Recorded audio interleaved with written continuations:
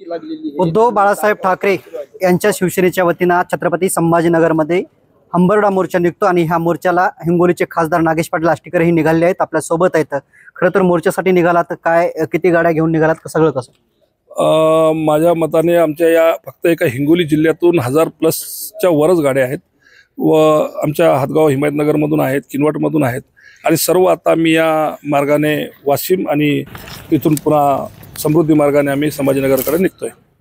खरं तर स्वतः उद्धव ठाकरे या मोर्चाचं नेतृत्व करतायत, मुख्य मागण्या काय आहेत आणि ते मागण्या जर मान्य नाही झाल्या तर पुढची भूमिका काय असणार आहे शिवसेना म्हणून?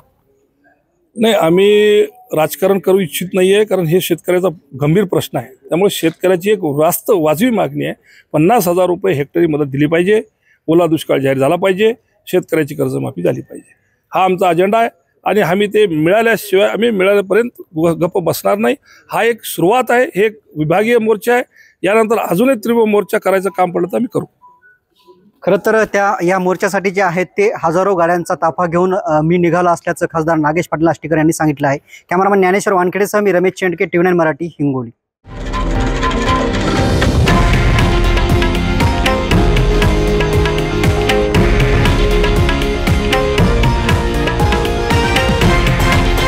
हे आहे देशातील नंबर 1 न्यूज नेटवर्क आणि आपण पाहत आहात TV9 मराठी, एकमेव।